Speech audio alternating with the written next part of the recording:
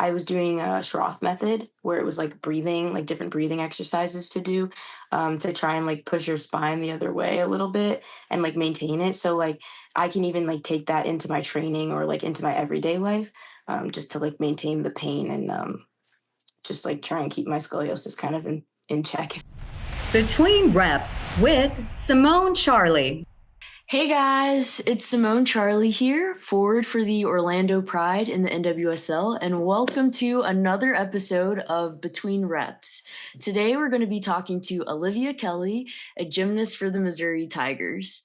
Olivia Kelly is a sophomore for the Missouri Tigers. She is a two-time World Championship qualifier and the first Barbadian woman to compete in the Pan American Championships and to qualify and compete at Worlds. Not only is she a beast on the mat, but she also founded a nonprofit called Stronger Together Foundation and has written the children's book, Am I Too Tall for Gymnastics? Basically, she's a star. Olivia, how are you? I'm so excited to talk to you today. I'm great. How are you? I'm also so excited. Yeah, awesome. Well, I'm just going to get into it. I know we've talked offline about how you've just been fighting a lot of adversity. I know you have scoliosis and you are competing at the highest level in gymnastics. Tell me about it. I kind of want to walk through the beginning process of what that was like. When you first started having like back problems and things like that, like how did you know that, hey, there might be something wrong here? Yeah, I honestly, I think it was like right after COVID because I grew so much during COVID. I think I grew like 4 inches during COVID. No. So yeah, and I think that's kind of when it started to get bad. Because when you grow, obviously the curve, if you don't notice it, the curve will increase. So I remember after we got back from quarantine, I had so much back pain that was just so random, I thought, and I was like, "Wow, this is really weird." So I started going to a this like chiropractor that we found, and he took an X-ray of my back and was like, you might want to get that one checked out. It looks like you have scoliosis." So I'm pretty sure I was literally like 13 or 14, so I was pretty old for it to be like I don't know, I feel like you kinda catch that a little earlier. But, yeah, so then I got it checked out, just, like, when I went to the doctor, and they took a bunch of X-rays. I did a lot of different tests, and they said that I needed to, wear, like, a plastic brace, just to, like, maintain it since I wasn't done growing. So I would, like, check in every couple of months, like, I think it was every 6 months. I would go and get an X-ray on my hand and get an X-ray of my back to see, like, if my curve got like worse or if it stayed the same because of the brace. Since I was growing, like you can't make it better, but you can like make it you can stop it from getting worse as you're growing using the brace. So that's what I was doing, and they were just checking to see like how much longer I would need to wear the brace, all the things. And that went on for a couple of years. I mean, the back pain was chronic, so it was always hurting. But I was also like dead in the middle of my elite season and like trying to figure out how to maintain and like manage all of that through elite. So that was really something. But um, then I stopped growing, we thought.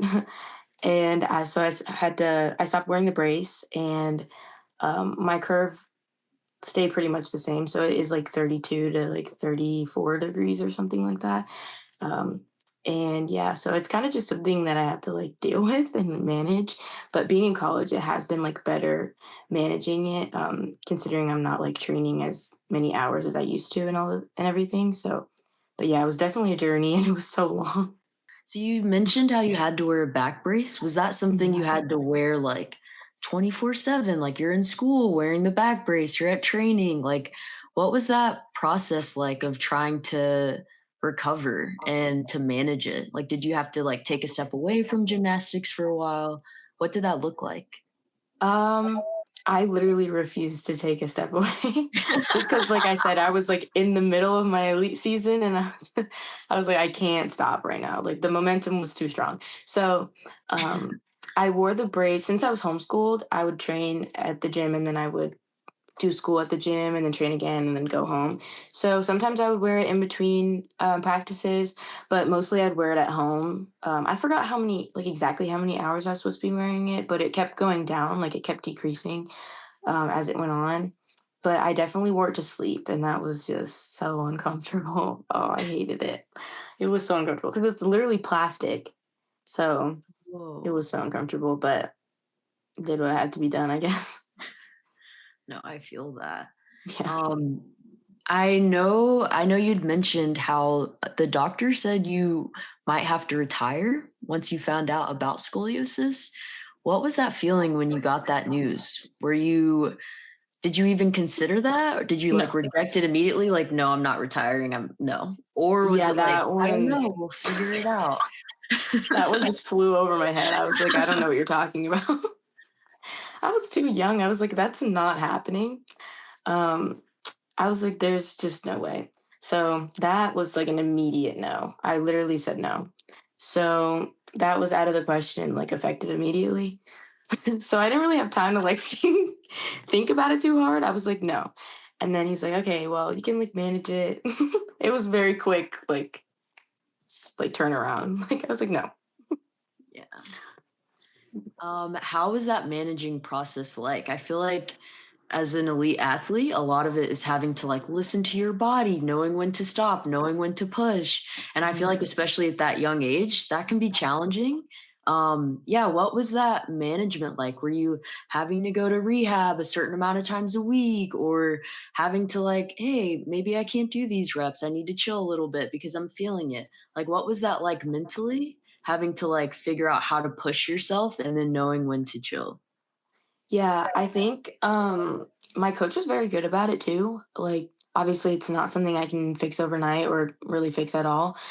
So she knew that like some days were worse than others.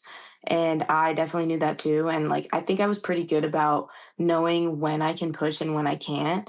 And especially when I had a goal, like and I was very like focused on that goal and like I don't know. It was like it's almost like when you have like adrenaline a little bit and it's kind of like I'm just gonna push through anyway, no matter what. Cause like I know it can't I mean it can, but like do any real damage, if that makes sense. Like of course I would limit like numbers of things. So like instead of maybe doing five of something, I'd do three. Like just so to keep it like, like quality over quantity kind of thing, which I still kind of do to this day. But that's definitely something I learned throughout this process, like quality over quantity. So like focusing on getting to the good turns faster, so I don't have to do so many, and that usually works better for me anyway. Like I'm definitely someone who like does better with rest instead of like repetitive numbers, if that makes sense. So that was definitely a learning process, but it was kind of difficult mentally to like try and figure out that young and also like right in the midst of my elite training. But I think that everyone around me was very good with it, and I would do like rehab for it.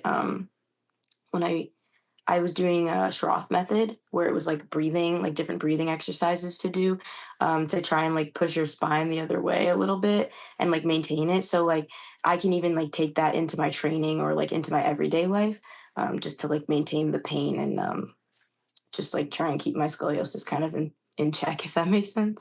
Like I even still do it to this day, but I would go, I think twice a week it was, down in New York, and I would do that and it would actually help. So it was a learning process, but we got through it.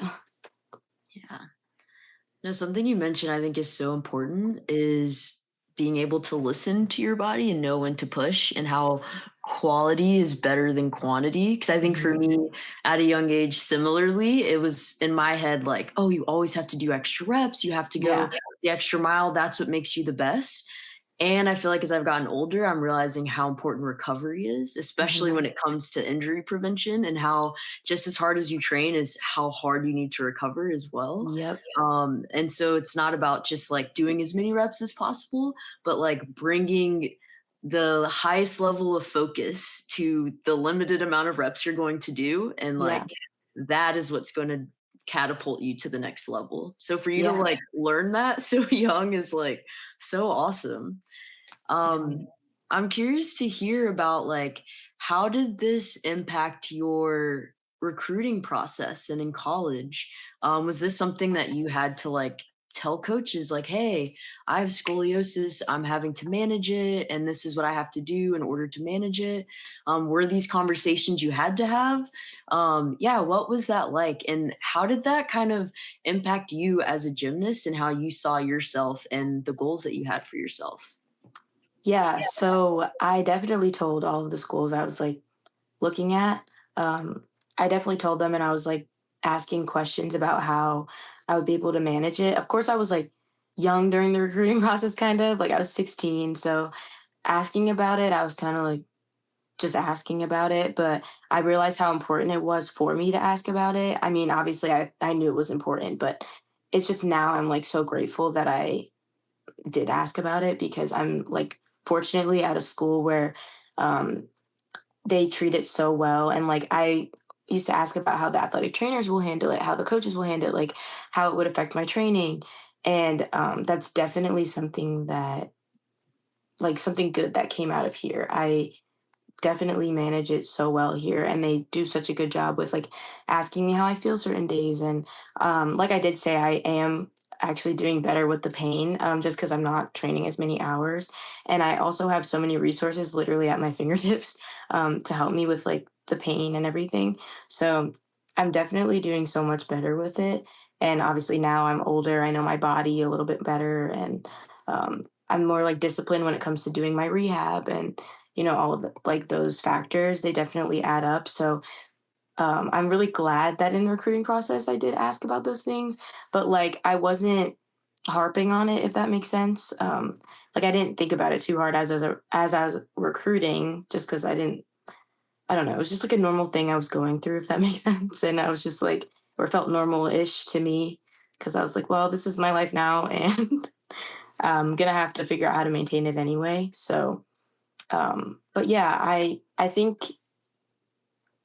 I would say mentally though, it was a little bit challenging because I knew that other people didn't really have to ask those questions. And I know that like it's hard for schools to answer because a lot of that's not like a very common case. And um there were a lot of times where I wanted to be like, oh, does anyone have on your team have scoliosis? And like I know they don't. So or like some people maybe, but I was like, I know this is like kind of a new situation. So I was a little nervous about mentioning it, but Mizzou was very good about like, oh, we'll help you manage it. And like we have such good resources. So yeah, I guess that's what I would say about that.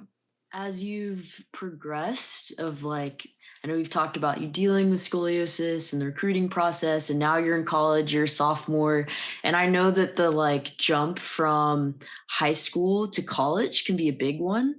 Um, what are some of the internal battles you've had to fight as you've had to make that leap from high school to college, but also dealing with scoliosis? As you mentioned, it's not like that's super common in gymnastics, Yeah. and trying to like navigate that process. Also, just being a freshman in college, D1 athlete, like there's so much going on. Like, tell me Yeah. about what those internal battles have been like. Yeah, it was definitely a humongous adjustment, especially because I'm so far from home. Like 16-hour drive, 4-hour flight. So it was definitely a big adjustment. I mean, at first I was like, whoa, college, like so fun, so fun. So I was okay for like a couple months. But then when things start to like settle in and you start to have exams and you're in preseason, conditioning is hard, training is hard, especially because I also had broke my wrist at the end of the summer. So I was like dealing with coming back from an injury. And I think that was the first time I'd ever broken a bone. So that was like the first time I was really coming back from a real injury that wasn't like my back. So that was definitely an adjustment. And then like adjusting to different coaching and like a whole new environment, that it was definitely a lot all at once, as it can be for literally every freshman. So I was literally just talking to Shannon about it today, though, like my head coach, about how this time last year, like I was really going through it. And it wasn't even like, and every time I was going through it, it wasn't like, oh my gosh, like I want to go home. I definitely was just like I'll get through it, Like I feel like having that mental aspect of it was very like that mental, like everybody goes through it and everybody has gone through it. So like really leaning on my teammates, that definitely helped. Or just like I don't know, just like knowing that I will get out of it. And I even like talk to my coaches and there's definitely resources here like mental health specialists that can help. Like I did talk to the one that's here. So that was definitely helpful. But scoliosis at that time, honestly, probably wasn't even my biggest my biggest battle. But I just kept reminding myself that I'll get through it and that everyone goes through it. Like my teammates were telling me, they're like, trust me, every freshman goes through it. Like you feel it all at once. It's like homesick, and then you go to practice and it's hard, and then you have classes and exams. It's so much, but it was definitely like worth it in the end. Like I don't know. Freshman year is just something else, but for everyone, I think. But I think just knowing that you'll get through it happens to everyone, really. No, I hear you on that. I feel like to your point, freshman year, man, freshman year is just hard. I think It back was to so much college. fun, but I was like I was I'm going like, through I it. definitely cried my way through freshman year, so you're Yep. definitely not alone on that one. It um, happened. yes, you had touched on breaking your wrist. Tell me more about that. Was that before you got there? Was that while you were there? And what was that like? That recovery process and navigating that injury in a new environment?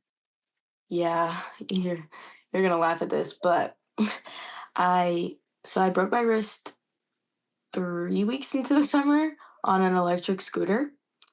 And oh my gosh, I was terrified because I was like, oh my gosh, like I didn't even break it in the gym. Like, are you kidding me? And it was my first broken bone. I almost had to get surgery. It was a lot. And I was like trying to navigate like if I needed surgery and if I could go home because I was gonna go home that week.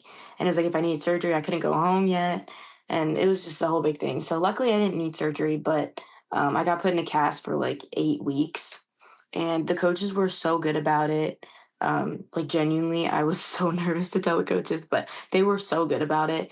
And like it was an accident and it didn't make me feel bad at all. Like it was it happened. And honestly, like that was the perfect time for it to happen in order for me to like come back for season and everything. So it was definitely hard because like I said, I had never broken a bone. I'd never like had to come back from a real like big injury like that.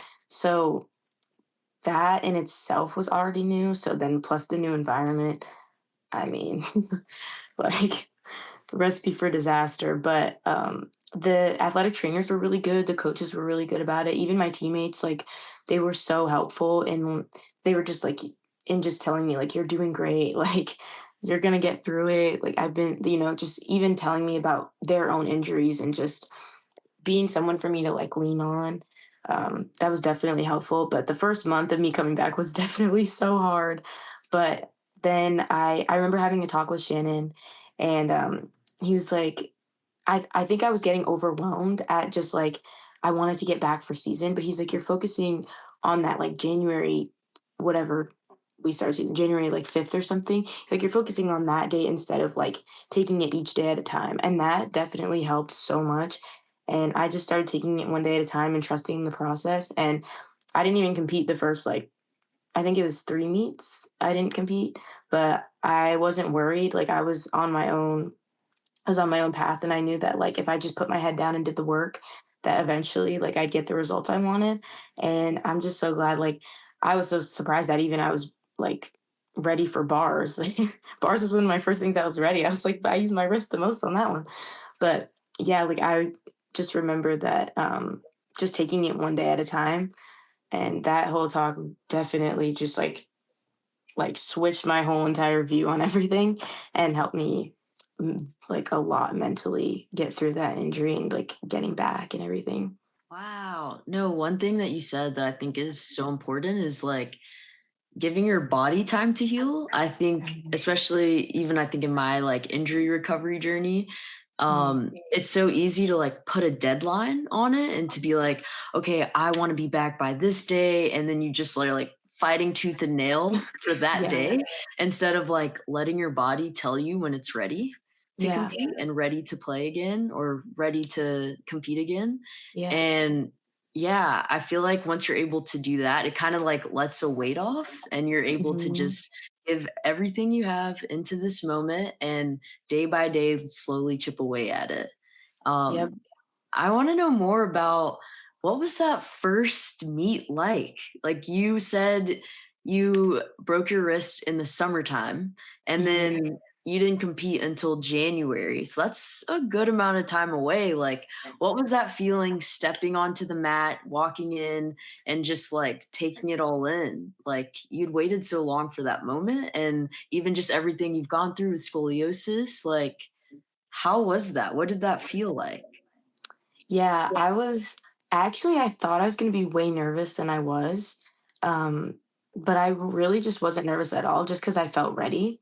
And I was actually just super excited because it was like a SEC home opener. That was my first one. And I think it was versus Kentucky. And bars went like fairly well. I was pretty happy with my performance. And then beam, I remember I got a 9.9 and I was like, whoa.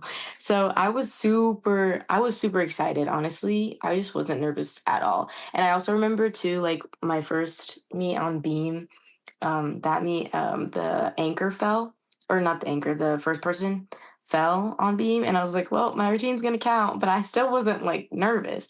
So I think it was like I'm glad I started when I did because if it was any earlier, I would have been so nervous. But I'm glad that I was on my own timing basically and was able to like hop in when I was ready, and I felt super ready in that meet. So I was mostly excited. I don't think I was nervous like at all, which is very rare for me on a meet day. But yeah, I don't think I was nervous at all, and I was definitely also sick. So that I had a terrible migraine, and then I had the flu the next day. So that was bad, but Oh.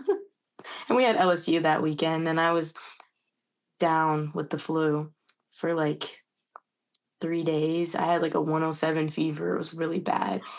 And then I like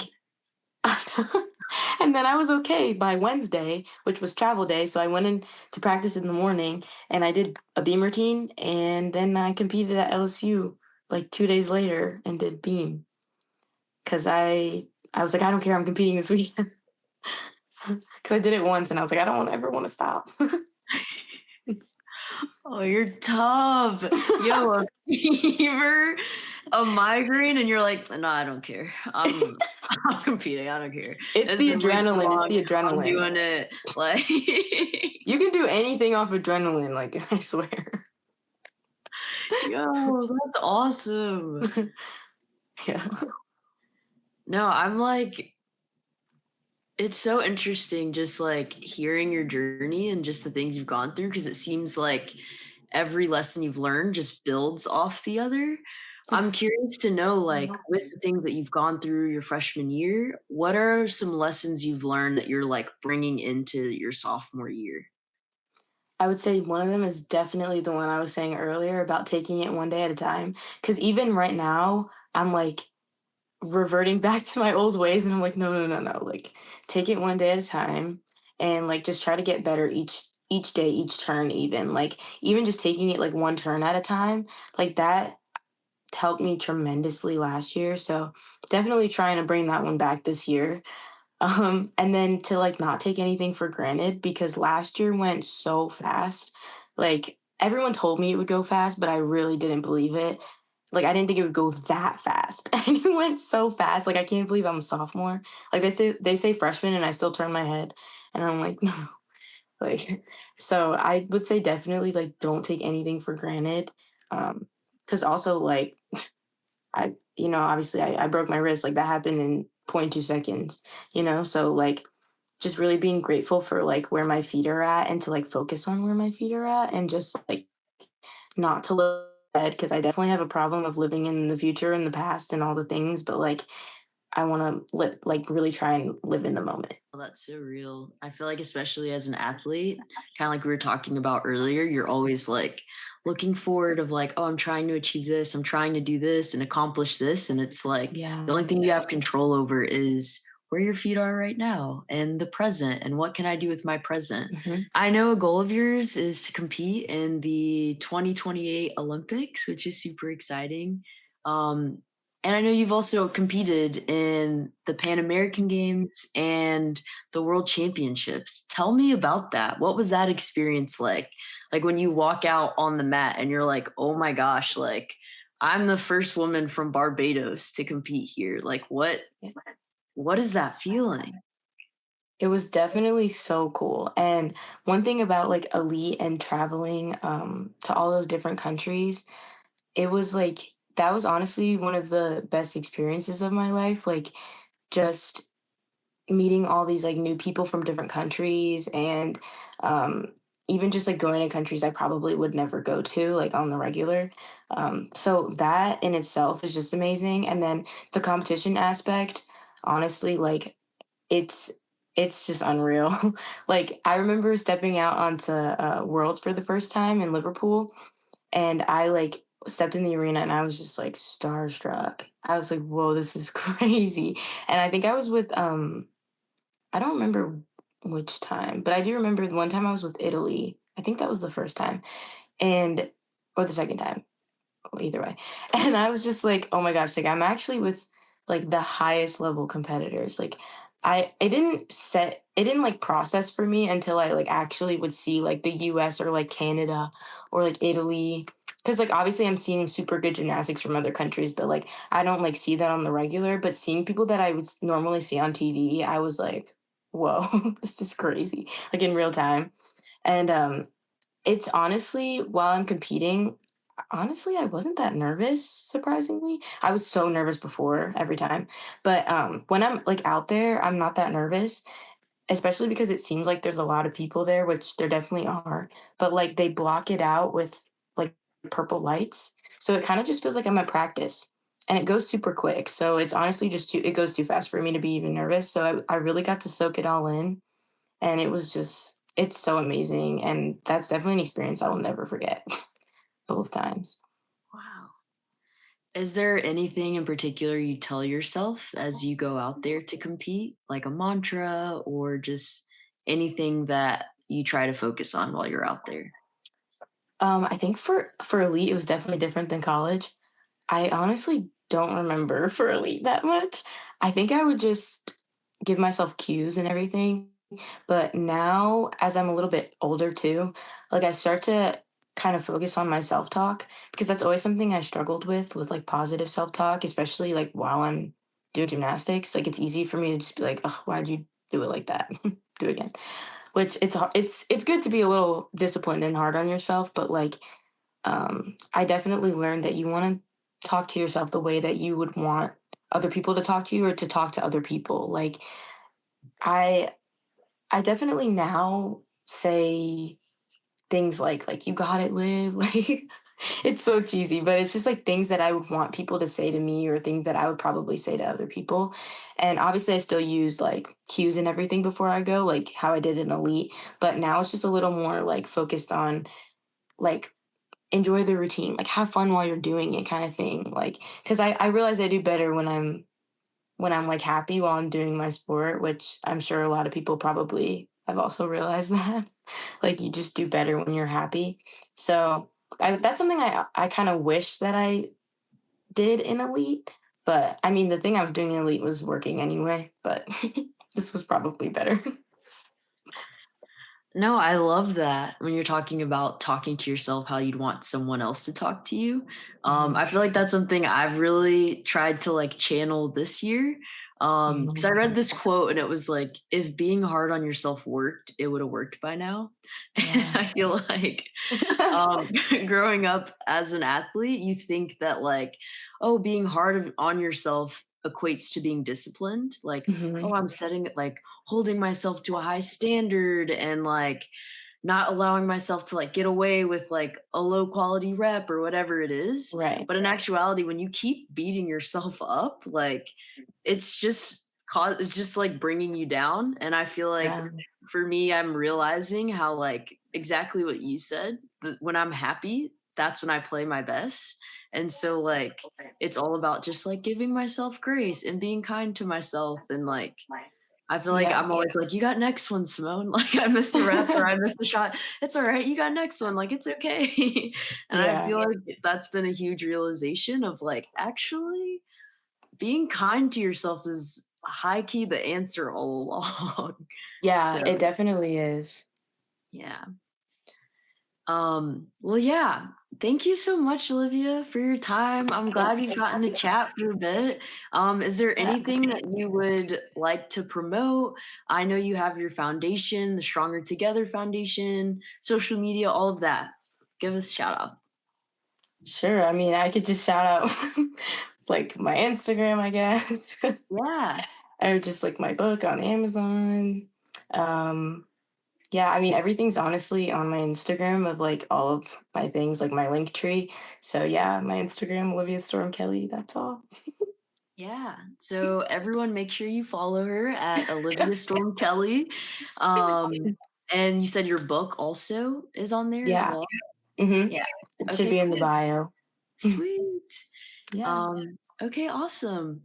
Well, thank you guys for listening to Between Reps on Fearless SC. You can find us wherever you listen to your podcasts and on YouTube and social media at We Are Fearless SC. You've been listening to Fearless SC. Find us on your favorite podcast platform, on YouTube, and across social media at We Are Fearless SC.